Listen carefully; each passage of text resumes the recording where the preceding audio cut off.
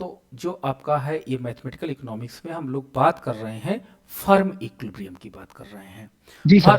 Firm equilibrium के अंतर्गत जो है हम देखना चाहते हैं कि एक फर्म संतुलित उत्पादन कहाँ पे करेगी। पहला प्रश्न ये बनता है कि संतुलन में उत्पादन क्या होगा। ठीक है, तो संतुलन में उत्पादन का मतलब ये होता है, पहला चीज कि कहां पर M R equal to M C होगा। संतुलन उत्पादन ही सबसे मेन पॉइंट होता है। यही वो पॉइंट होता है जहां पर फर्म का संतुलित उत्पादन की मात्रा यानी क्यू का मान हमको निकल करके आता है। ठीक है, तो संतुलित उत्पादन की मात्रा एक्सेस करना है सबसे पहले। तो संतुलित उत्पादन की मात्रा निकालने के लिए हमको क्या करना पड़ेगा, एम आर। एम आर कैसे मिलेगा, टी आर का अवकलन करने के बाद। एम सी कैसे मिलेगा, टी सी का अवकलन करने के बाद। तो इस प्रकार इन दोनों फलन को रख देंगे और इसको सॉल्व करने के बाद मुझे क्यू का मान प्राप्त हो जाएगा। अब ये क्यू का मान जो होगा ये संतुलित उत्पादन की मात्रा कहलाती है। हरदम याद रखना, संतुलित उत्पादन की मात्रा कहलाएगी हरदम। तो ये संतुलित उत्पादन की मात्रा को जब हम लोग डिमांड फंक्शन में रख देंगे, कहां पे, डिमांड फंक्शन में रख देंगे या आगम फलन में रख देंगे। याद रखना, किस में रखेंगे, डिमांड फंक्शन में या आगम फलन में, तो मुझे प्राइस प्राप्त हो जाएगा। ठीक है, तो प्राइस प्राप्त हो जाएगा। और आपका तीसरा प्रश्न होता है, पर यूनिट प्रॉफिट निकालने के लिए एआर में से एसी को माइनस करना होगा। तो एआर में से अगर आप एसी को माइनस करोगे तो कैसे निकलेगी, सॉल्व होगी चीजें। तो एआर फलन में, फलन को यहां रख देना या ए आर फलन का मान यहां पे रख देना, ए आर का यहां पे मान रख देना और यहां पे ए सी का मान रख देना और दोनों के मान को घटा देना, तो आपको पर यूनिट प्रॉफिट निकल करके आ जाएगा। ठीक है, और चौथा आपका पॉइंट हो जाता है कि टोटल प्रॉफिट आप कैसे निकालोगे। टोटल प्रॉफिट निकालने के लिए पर यूनिट प्रॉफिट को उत्पादन की इकाइयों से मल्टीप्लाई कर दोगे। बस ये चार प्रक्रिया आपको आनी बहुत जरूरी है और चारों का फार्मूला मैंने फिर से आपके साथ शेयर कर दिया है। ठीक है, चलो आज मैं क्वेश्चन आपके साथ कुछ डिफिकल्ट लेवल वाला काम करूंगा, देखूंगा। जिसको समझ में नहीं आएगा नोट रखना, लास्ट में हम लोग डिस्कशन करेंगे।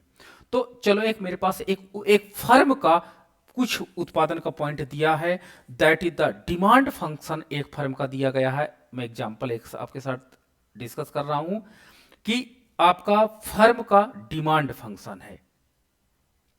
डिमांड फंक्शन क्या है, डिमांड फंक्शन है Q equal to 200 minus 10p। This is the demand function है। एंड आपका AC फलन दिया है, average cost function. AC equal to दिया है 10 प्लस Q अपॉन 25। वही चार चीजें निकालनी है। पहला आपको निकालना है संतुलित उत्पादन की मात्रा, दूसरा आपको निकालना है प्राइस का मान, तीसरा निकालना है पर यूनिट प्रॉफिट और चौथा निकालना है टोटल प्रॉफिट। ये चार चीजें ही निकालना है। तो कैसे निकालेंगे, सबसे पहले संतुलित उत्पादन की मात्रा क्यू निकालने के लिए आपको क्या करना होगा, M R equal to M C करना होगा संतुलित उत्पादन की मात्रा के लिए। अब आपको करना है, एम आर प्राप्त करने के लिए टी आर चाहिए और टी आर के लिए फलन आपका पी के हो, पी यानी आपका बाएं साइड में हो, बाकी चीजें दाएं साइड में हो। तो देखिए फलन भी आपका उल्टा है। तो हम लोग क्या करते हैं, इसको रीसेट करते हैं और रीसेट करने के लिए हम क्या करते हैं, 10p को उधर ले जाते हैं तो पॉजिटिव 10p हो जाता है और q को इधर लाते हैं तो 200 माइनस q हो जाता है। देखो सेट हो गया। अब हम क्या करते हैं, p बराबर 200 अपॉन 10 हो जाएगा माइनस q अपॉन 10 हो जाएगा। तो ये p में देखो फलन हो गया। इसको और सिंप्लीफाई कर लो, 20 माइनस q अपॉन 10 हो जाता है। तो ये आपका क्या हो जाएगा, डिमांड फंक्शन हो जाएगा। तो ये आपका डिमांड फंक्शन बन गया। अब इससे आप टी आर निकाल लो। तो टी आर क्या होता है, P इंटू क्यू होता है। अब P का मान रख दो, ये जो फलन के रूप में प्राप्त हुआ है ऊपर, तो जो ये फलन के रूप में प्राप्त हुआ इसको रखते हैं तो 20 माइनस क्यू अपॉन 10 और ब्रैकेट में क्यू कर देते हैं तो हो जाएगा 20 Q minus Q square upon 10 हो जाएगा। तो this is the TR function हो गया, टोटल रेवेन्यू फंक्शन हो गया। और टोटल रेवेन्यू का अगर अवकलन कर देंगे तो मुझे एमआर फंक्शन मिल जाएगा और मुझे एमआर की रिक्वायरमेंट है। तो एमआर फंक्शन प्राप्त करने के लिए मैंने टीआर का अवकलन किया। किसका अवकलन किया? टीआर का। किसके रेस्पेक्ट में? क्यू के रेस्पेक्ट में। तो मैं इसका डायरेक्ट अवकलन कर रहा हूं तो देखो 20 क्यू है तो यहां केवल 20 बचेगा, जिसकी पावर 1 होती है वो विलुप्त हो जाता है। माइनस आपका पावर पहले आएगी 2q माइनस 10 हो जाएगा। ठीक है, तो ये अवकलन के बाद आया। अब 2 5 जा 10 तो आपका फलन क्या हो जाएगा? एमआर फलन। एमआर फलन आपका हो जाएगा MR equal to 20 minus Q upon 5। ये आपका हो जाएगा क्या? सीमांत आगम फलन हो जाएगा। ठीक है, एमआर फलन तो आपको मिल गया। अब मार्जिनल कॉस्ट फंक्शन आपको चाहिए। तो मार्जिनल कॉस्ट फंक्शन किससे निकलेगा? टोटल कॉस्ट का डिफरेंशिएशन से निकलेगा। तो अब टोटल कॉस्ट फंक्शन तो है नहीं मेरे पास, तो एसी है। तो एसी को मुझे टोटल कॉस्ट फंक्शन के रूप में कन्वर्ट करना होगा। इस एसी फलन को मुझे टीसी में कन्वर्ट करना होगा और मैं फार्मूला जानता हूं कि टीसी बराबर एसी, ठीक है, इंटू क्यू होता है। क्यों? क्योंकि Q को अगर TC से डिवाइड कर देंगे तो AC निकलेगा। तो AC फलन दिया है, Q का मल्टीप्लिकेशन कर देते हैं तो 10 प्लस Q बाई 25 और ब्रैकेट में और Q का मल्टीप्लिकेशन तो हो जाएगा 10Q plus Q square upon 25। तो ये मेरे पास TC फलन आ गया।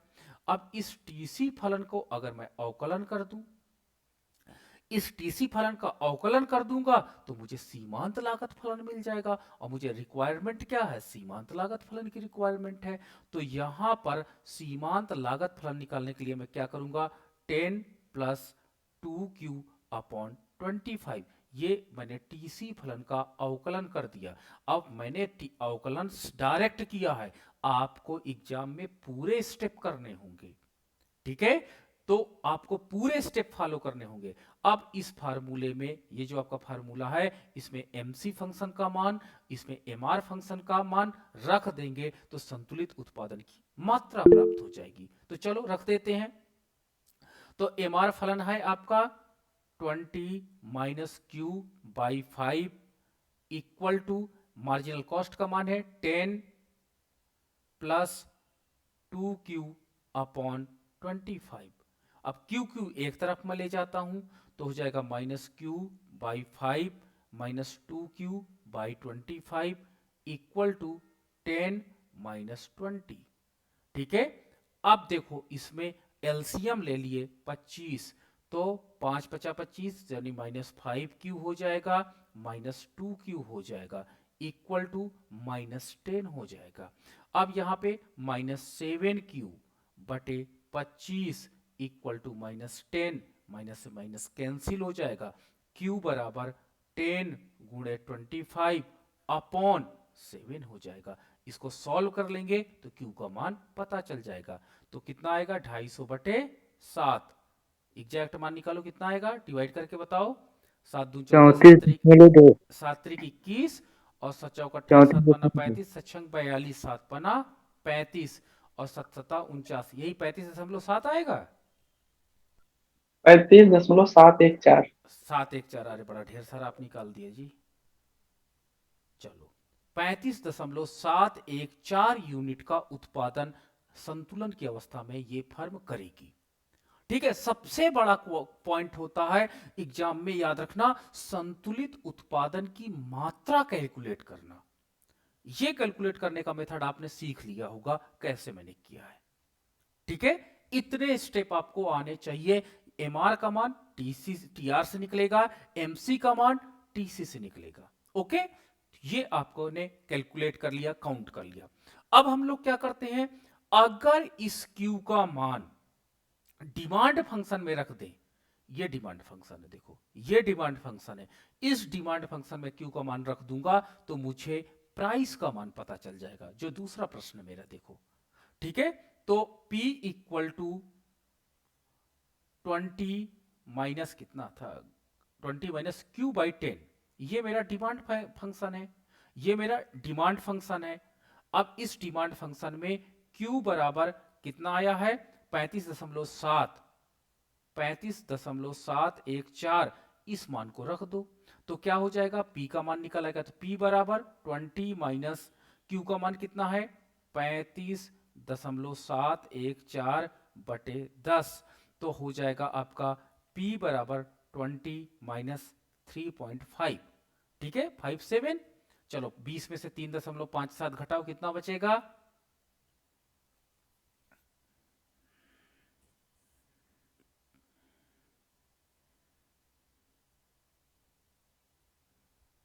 16.43।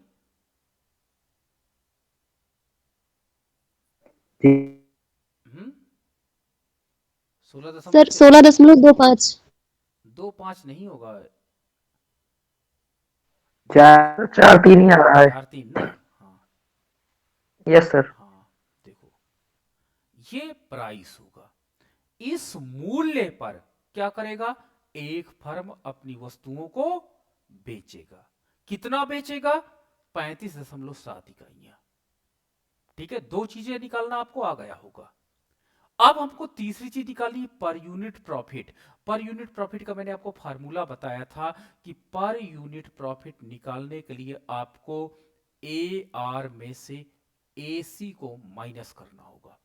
ठीक है, और ए आर ही आपका प्राइस होता है, इस प्राइस को ही ए आर कहा जाता है, एवरेज रेवेन्यू ही प्राइस कहलाती है। ये पॉइंट आप नोट रखना। तो आपको एसी फलन में अगर क्यू का मान रख देंगे, और आपको देखो इंफॉर्मेशन में एसी फलन दिया गया था, तो एसी फलन में अगर मैं क्यू का मान यहां पे रख दूंगा तो मुझे एसी का मान निकल आएगा। ठीक है, तो चलो एसी फलन को मैंने लिख लिया, एसी इक्वल टू कितना है, 10 plus Q by 25, 10 plus Q by 25 है। अब इसमें मैंने क्या किया, एक मिनट, गड़बड़ हो रहा है, 10 प्लस क्यू बाई 25। अब इसमें मैंने क्यू बराबर 35.71 को रखा, तो क्या हो जाएगा, 10 प्लस 35.71 बटे 25, कितना आएगा मान, थोड़ा सा डिवाइड करो, डिवाइड करके 10 जोड़ दो, जितना आएगा वही आपका एसी का मान हो जाएगा। एंड दैट मीन्स आपका ये हो जाएगा कितना, 35.71 डिवाइडेड बाई 25, इट इज 1.42। तो आपका 10 प्लस 1.42 जोड़ दो 10, तो हो जाएगा 14.2। तो ये एसी का मान है, 14.2 एसी का मान है। अब देखो क्या है कि आपका पर यूनिट प्रॉफिट में एआर का मान 16.43 तो आपको पता है, तो क्या हो जाएगा, सर 16 देखिए आप ऐड किए हैं। जी बोलो, सर 11.42 होगा शायद।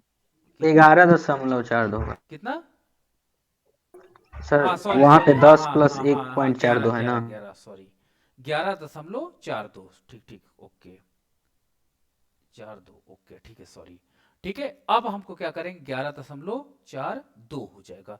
अब इसको आप माइनस कर दो यहां से, जब आपको यहां पे माइनस कर दोगे तो आपको पर यूनिट प्रॉफिट मिल जाएगा। तो अब आपको क्या करेंगे,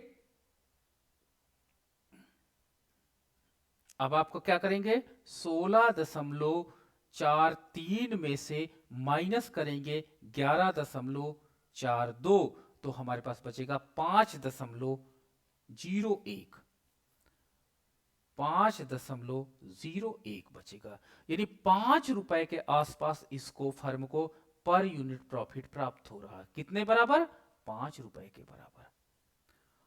ठीक है, तो 5 रुपए के बराबर उसे पर यूनिट प्रॉफिट हो रहा। अब सोचो फर्म कितना बेच रही है, कहोगे सर 35 यूनिट बेच रही, तो यानी एक यूनिट पे कितना मिल रहा है, 5 रुपए। 35 यूनिट बेचेगी तो कितना मिलेगा, तो टोटल प्रॉफिट निकालने के लिए आपको क्या करना पड़ेगा, पर यूनिट प्रॉफिट को उत्पादन की इकाइयों से मल्टीप्लाई कर दो। तो पर यूनिट प्रॉफिट है 5 रुपए 1 पैसे गुणे 35.71, इसको गुणा कर दो, ये टोटल प्रॉफिट आ जाएगा। कितना आएगा?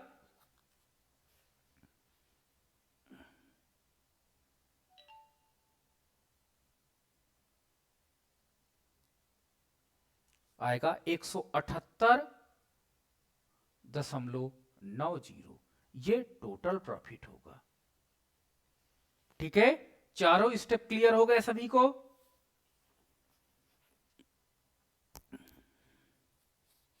Yes sir. चलो यस सर। हाँ, चलो एक क्वेश्चन और करते हैं, थोड़ा सा एक टफ वाला और ले लेते हैं जिसमें श्रीधराचार्य मेथड भी लगाया जाए ना, तो वो वाला प्रश्न एक ले लेते हैं ताकि वो चीजें आपकी क्लियर हो जाए। इस तरह के याद रखना, एग्जाम में आपका एक क्वेश्चन जरूर आएगा, फिर कोई नहीं बच्चा बोलेगा सर मुझे नहीं आता था।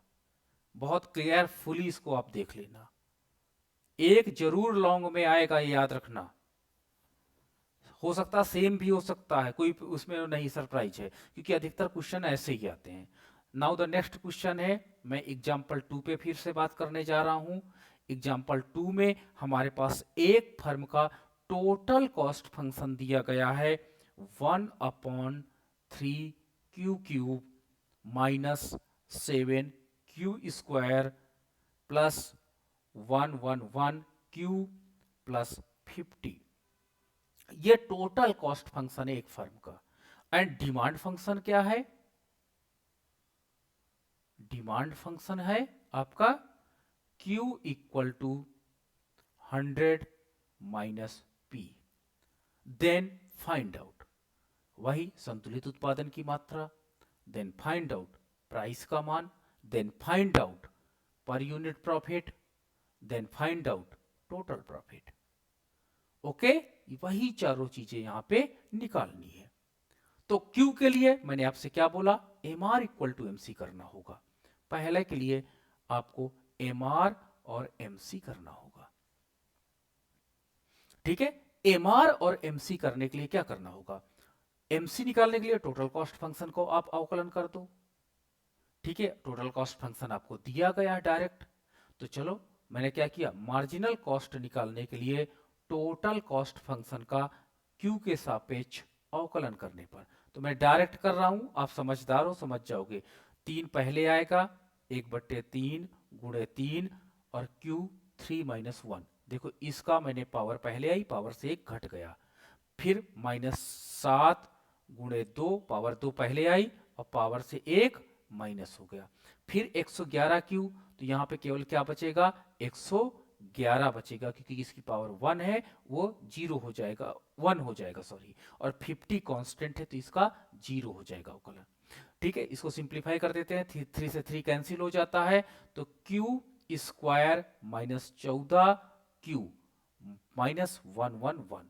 तो ये आपके पास प्लस, सॉरी ये प्लस में है, ये देखो आप प्लस लगा फार्मूले में, तो ये आपका मार्जिनल कॉस्ट का मान आ जाता है। ठीक है, मार्जिनल कॉस्ट का मान आ गया फलन के रूप में, ये आपका आया।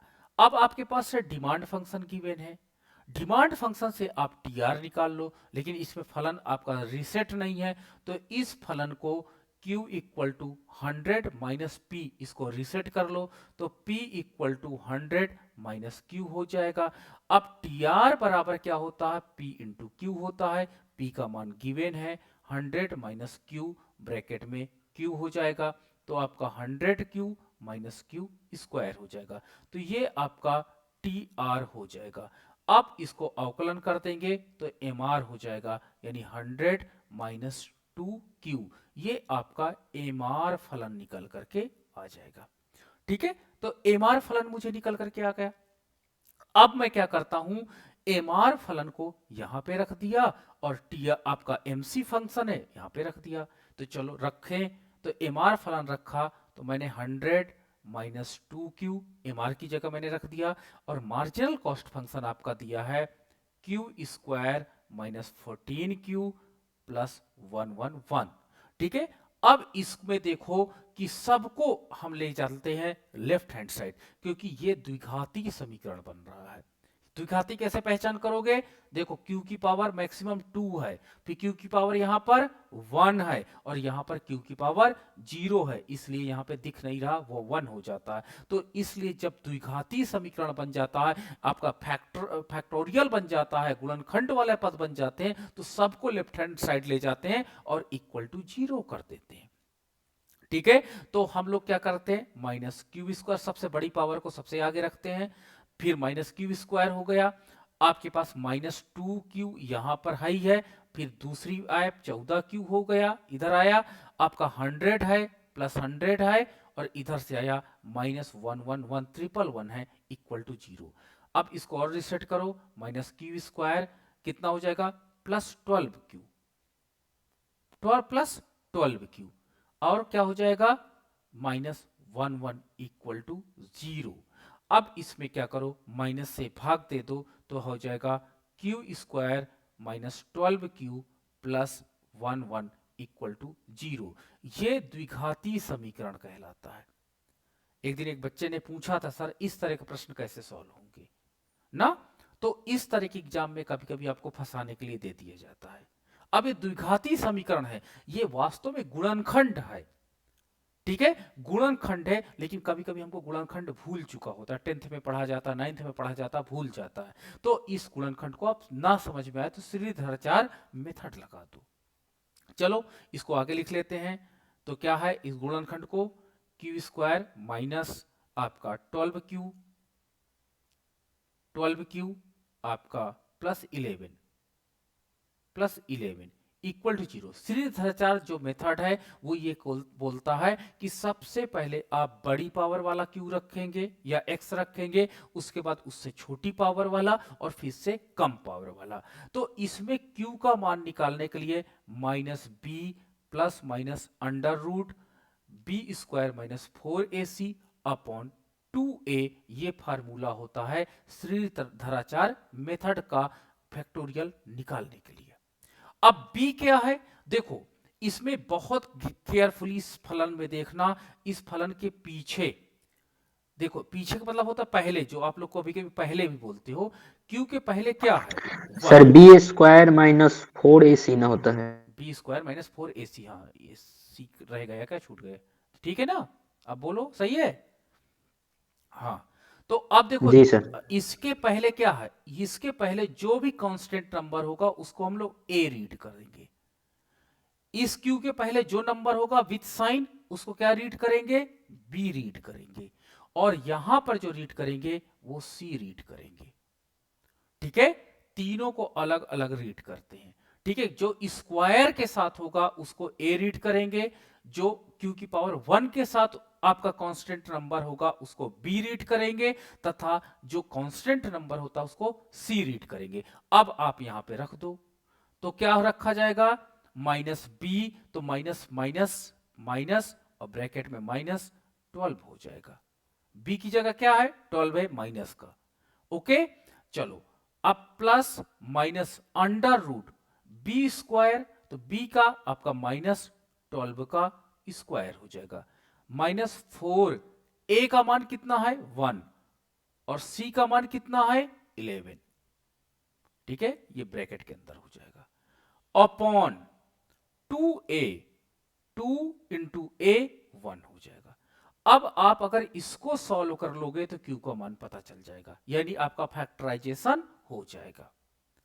ठीक है, तो ये जब भी आपको देखिएगा बहुत बड़े बड़े समीकरण आएंगे लास्ट में द्विघाती में कन्वर्ट कर देगा, तो द्विघाती समीकरण को सॉल्व करने के लिए श्रीधराचार्य मेथड लगाना अनिवार्य हो जाता है, और इससे आप घबराना मत, ये लग जाता आसानी से, जब आप प्रैक्टिस करोगे 1 या 2 बार तो आराम से आ जाती चीजें। चलो इसको मैं सॉल्व करता हूं, माइनस माइनस प्लस हो जाएगा तो ये 12 हो जाएगा, ये प्लस माइनस को आप एज इट इज रख लीजिएगा, अंडर रूट 12 का स्क्वायर कितना हो जाएगा 144, क्योंकि माइनस प्लस में कन्वर्ट हो जाएगा। ठीक है, स्क्वायर में तो 144 माइनस 11 चौक 44 हो जाएगा, हो गया, अपॉन 2 इंटू 2, ठीक है 2 इंटू 1 तो 2 हो जाएगा। अब देखो यहां पे 144 में से 44 माइनस होगा तो कितना हो जाएगा 100 हो जाएगा। 100/2 हो जाएगा। अब आप क्या करोगे, इसका रूट निकालोगे तो 100 का रूट कितना होता है, 10 होता है। तो आप क्या करोगे, 12 प्लस माइनस क्या हो जाएगा, 10 हो जाएगा अपॉन 2। अब देखो आपके पास क्या होता है, एक प्लस है एक माइनस है, तो एक बार आप क्या लेके चलोगे, प्लस, एक बार आप चलोगे लेके माइनस, तो क्यू की दो वैल्यू निकलेंगी। देखो यहां पर क्यू की दो वैल्यू निकलेंगी, एक प्लस के साथ निकलेगी एक माइनस के साथ। तो मैं एक प्लस के साथ इधर लेके चलता हूं 12 प्लस 10/2, और इधर लेके चलता हूं माइनस वाला 12 माइनस 10/2। ठीक है, तो इस प्रकार यहां पर क्या हो जाएगा 22/2। ठीक है, 22/2 यानी आपका क्या हो जाएगा 11, और यहां पर 2/2 तो क्या हो जाएगा 1 हो जाएगा। ठीक है, तो एक क्यू का मान आपका आ जाता है 11 इकाइयां, और एक क्यू का मान आ जाता है 1 इकाई। अब मुझे यह डिसाइड नहीं है कि एक उत्पादक 1 इकाई वस्तु का उत्पादन करेगा या 11 इकाई वस्तु का उत्पादन करेगा। बताओ यह प्रॉब्लम कैसे सॉल्व होगी, कोई बता सकता है कि फर्म 1 इकाई वस्तु का उत्पादन करेगी कि 11 इकाई का वस्तु का उत्पादन करेगी? सर 11 इकाई का 11 इकाई क्यों उत्पादन। भाई, दोनों तो पॉजिटिव नंबर हैं। सर चूंकि वो पॉजिटिव नंबर है सर, लेकिन वहाँ 12 माइनस 10 है बट 2 है, तो माइनस वाला को नहीं लिया जाता है कहाँ इस माइनस, मेथड के कहाँ तहत। माइनस तो नहीं मुझे दिखा ना कहीं पे, आप बताओ। माइनस नहीं है सर, मतलब जैसे क्यू को दो टाइप की है सर, तो 12 माइनस 10/2 है, हाँ हाँ। तो 2/2 कट के 1 आया, तो वो हम्म। उस पे माइनस लग जाता है सर। लेकिन इस तरह का मेथड में सर एक माइनस होता है और एक प्लस में आंसर आना नहीं, चाहिए, यहाँ पे तो आप लेकिन बताओ दोनों ना। इसमें नहीं, यहाँ पे तो दोनों प्लस में आए इस- ना मेरे जी आंसर। सर, दोनों प्लस में आ गया है, तो हम एक इकाई को नेग्लेक्ट कर देंगे सर। क्यों करेंगे, देखो 11 इकाई तो बिना लॉजिक के नहीं आप मानेंगे ना, देखो लॉजिक आपको सर देना पड़ेगा। Sir form sir sir form एक इकाई का उत्पादन थोड़ा ना करेगा, क्यों नहीं एक से करेगा तो भाई, ज्यादा करेगा। क्या मैं एक बच्चे को नहीं पढ़ा सकता हूँ, आप बताओ ईमानदारी से। यस सर पढ़ा सकते हैं सर। भाई को कोई बहुत वीक फैमिली से लाइए लाइए, इसके लिए हम टाइम दे देते हैं। तो देखो आपका ये लॉजिक नहीं, लॉजिकली चीज हर चीज रखो ना। सर जो फर्म होती है वो माइनस में कभी नहीं उत्पादन करती, तो यहाँ पे इसलिए होगा माइनस सर। कहाँ पे है, यहाँ पे कोई माइनस नहीं है। आप देखो सोल्यूशन के बाद आपका माइनस होना चाहिए ना, जो आप कह रहे हैं सही है। लेकिन अगर इसमें 1 के पहले आप माइनस लगा होता तो मैं आपकी बात से एग्री रहता। यहाँ बीच की प्रक्रिया में अगर माइनस है तो ये माइनस आपको उतना वो वैलिड नहीं रखेगा जो आप लॉजिक में रख रहे हो। ये तो प्रक्रिया का एक पार्ट है। आप कह दो कि स्क्वायर के पहले -12 के पहले माइनस था, तो यहां से हम नहीं लेंगे चीजें ना। फाइनल में आपके पास माइनस नहीं होना चाहिए, आप सही हो, लेकिन फाइनल में माइनस नहीं होना चाहिए। तो बताइए कैसे करें Yes, भाई, लॉजिक तो जानना ही पड़ेगा ना। कल को आपके पास कोई आंसर आ जाए और दोनों पैरेलल आ जाए तब क्या करोगे? जी सर जी मान सर। लो मेरे पास सपोज दैट आंसर यहाँ पे एक आ जाता 10 और सपोज दैट एक आ जाता 11, तब क्या आप कहते? सपोज दैट मैं यहां पे मतलब एक लॉजिक रख रहा हूं, लॉजिक की बात कर रहा हूं ना, तब आप नहीं बोल Yes, पाते। सर एक फर्म प्रॉफिट के लिए हमेशा अधिकतम उत्पादन करना चाहती है। नहीं, हो सकता है कि अधिकतम उत्पादन में ये जरूरी तो हो सकता है 1 यूनिट के उत्पादन में उसका अधिकतम उत्पादन हो। यस सर यस हो सर। सकता है, हम कैसे बोलते हैं, आप एक बस चलवा रहे हो अपने कॉलेज में, उससे आपको उत्पादन ज्यादा हो रहा है। दो चला रहे हो, बच्चे ही नहीं आपके कॉलेज में, आपने एक कॉलेज का बिजनेस खोला है मान लो। हम कैसे प्रूफ करेंगे कि 11 एक्यूरेट आपका एक्यूरेसी रखता है या 1 यूनिट रखता है, क्योंकि दोनों पॉजिटिव है। तो मैं बताऊं कि इस तरह के प्रश्नों को सॉल्व करने के लिए आप इस मेथड का प्रयोग ना करके मैक्सिमा और मिनिमा का प्रयोग करोगे। क्या करोगे? मैक्सिमा और मिनिमा का प्रयोग करोगे। और मैं वो कल के लेक्चर में आपको बताऊंगा। इस तरह की समस्याएं आती हैं, इसको हम लोग डायरेक्ट मेथड कहते हैं। और डायरेक्ट मेथड में हम MR = MC इक्विलिब्रियम निकाल तो देते हैं, बट ऐसे प्रश्नों में यह समस्या जरूर लास्ट में आती है कि विच वैल्यू इज एप्रोप्रिएट, कौन सी वैल्यू सुटेबल है, हमें नहीं पता होता। मैक्सिमा और मिनिमा वो चीज बता देगी, जो एक बच्चे ने अभी बोला ना कि सर मैक्सिमम लाभ वाली कंडीशन, तो वो मैक्सिमम लाभ वाली कंडीशन को जस्टिफाई करेगा। दोनों वैल्यू को हम रख करके टेस्ट करेंगे कि किसमें मैक्सिमम वैल्यू है, और जिसमें वैल्यू मैक्सिमम निकल आ जाएगी बोल देंगे this is the final answer. यानी 11 पे अगर मैक्सिमम वैल्यू आ रही है, उसका प्रॉफिट का मान मैक्सिमम आ रहा है, तो हम कहेंगे this is the maximum value. अगर 1 पे आ रहा तो that is the maximum value. ठीक है, तो यहां पर भी आप चाहो तो आपको दो प्रश्न सॉल्व करने पड़ेगा टोटल प्रॉफिट जिसमें मैक्सिमम हो। ठीक है, पर यूनिट प्रॉफिट दोनों से निकालोगे, 1 से भी निकालोगे, 11 से निकालोगे, क्वेश्चन आपका बड़ा लंबा हो जाएगा। क्योंकि शुरू में कोई बता देता, शुरू में बता देता है कि 11 उत्पादन करना है या 1 उत्पादन करना है, तो आप एक यूनिट को लेके चलोगे। अब हम कह रहे हैं कि दोनों को आप टेस्ट करो जिसमें प्रॉफिट मैक्सिमम हो। इतना टाइम एग्जाम में नहीं होता। तो इस तरह के प्रश्नों को हम लोग, एक कंफ्यूजन जनरेट होता है, फिर हम लोग उसको मैक्सिमम और मिनिमा से उसको सॉल्व करेंगे, जो मैं कल आपको लेक्चर लेने वाला हूं। यही इस मेथड की एक प्रॉब्लम थी कि कभी कभी ऐसे आंसर आ गए जो दोनों पॉजिटिव थे। ये मेथड बहुत अच्छा पॉपुलर हुआ, बहुत अच्छा शॉर्टकट लगाने का सबसे बढ़िया तरीका है। लेकिन इसमें एक समस्या आई थी कि क्योंकि दोनों वैल्यू पॉजिटिव आ गई थी, तब प्रश्न हमारे लिए कंफ्यूजन जनरेट कर रहा था कि which value is accurate value. तो इस समस्या को मैक्सिमा और मिनिमा मेथड जो था वो भी यही काम करेगा, लेकिन वहां पर इस प्रॉब्लम का सॉल्यूशन निकल के आ जाएगा। ठीक है, तो अभी हम मान के चलते हैं कि Q इक्वल टू 11 पर फर्म को प्रॉफिट मैक्सिमा है, लेकिन ये हम एज्यूम कर रहे हैं अभी। ठीक है, कल मैं यही प्रश्न को मैक्सिमम मिनिमम से निकाल के दिखाऊंगा। देखिएगा वैल्यू तुरंत बता देगा कि 11 वैल्यू पर ही प्रॉफिट मैक्सिमा है, ना कि Q इक्वल टू 1 पर। ठीक है, तो ये हम लोग कल देखेंगे। ऑब्स्टिकल ये इसकी प्रॉब्लम है इस मेथड की, उस प्रॉब्लम को हम कल सॉल्व करेंगे। तो चलो अभी आंसर निकल करके आया क्या, Q इक्वल टू 11। अब हम क्या करेंगे, Q इक्वल टू 11 को डिमांड फंक्शन में रखेंगे। डिमांड फंक्शन आपका कहां पर है, ये आपका डिमांड फंक्शन है। Q इक्वल टू 11 रखेंगे तो P बराबर 100 माइनस 11, तो क्या हो जाएगा, P का मान 89 हो जाएगा। ठीक है, 89 हो जाएगा, ये प्राइस होगा। यानी 11 इकाइयों को उत्पादन फर्म करेगी, किस मूल्य पे करेगी, 89 रुपी उसका प्राइस रखेगी। अब हमारे पास तीसरा प्रश्न है, पर यूनिट प्रॉफिट कितना होगा। तो पर यूनिट प्रॉफिट निकालने के लिए आपको क्या करना होगा, पर यूनिट प्रॉफिट निकालने के लिए आपको एवरेज रेवेन्यू में से एवरेज कॉस्ट को माइनस करना होगा। एवरेज रेवेन्यू 89 ही है, आपने अभी देखा, यानी प्राइस ही एवरेज रेवेन्यू होती है। एसी निकालने के लिए आपको क्या करना पड़ेगा, टीसी फलन को क्यू से डिवाइड करना होगा। तो टीसी फलन आपके पास क्या है, 1/3 क्यू क्यूब। ठीक है, आपका -7 क्यू स्क्वायर, आपका +1111 क्यू +50, ये है, और इसको क्यू से डिवाइड कर दो, तो आपका हो जाएगा 1/3 Q square -7 Q +111 +50 by Q हो जाएगा। अब क्यू बराबर कितना रखना पड़ेगा, 11 रखना है इस पे, तो मुझे AC की वैल्यू प्राप्त हो जाएगी।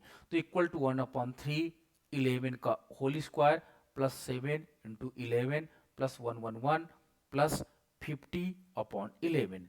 अब इसको आप सॉल्व करोगे तो 1 to 1 हो जाएगा, अपॉन 3 +77 +111 अब +11 चौक 44, फिर आपका 60 11 पचे 55 पॉइंट 11.4.5।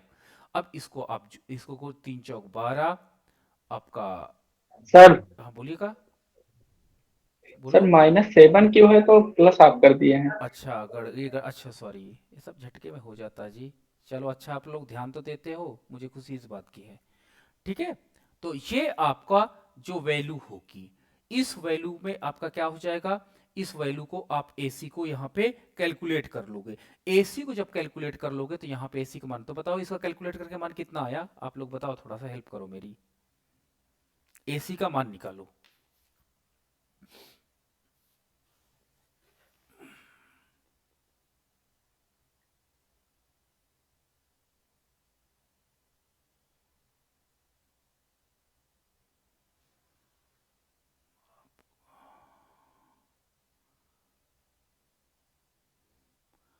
प्लस कर दो आप,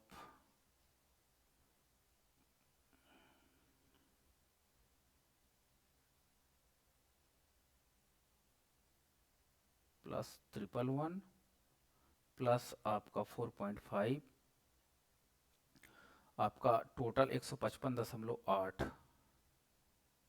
155.8 माइनस 77, तो आपका हो जाएगा माइनस 77 करने के बाद इट विल बी 78.8 हो जाएगा। चलो यहाँ पे रख देते हैं 78.8 माइनस कर दो, तो अब आपके पास हो जाएगा, माइनस करेंगे 89 से तो हमारे पास आ जाएगा 10.2। 10.2 क्या है? पर यूनिट प्रॉफिट है।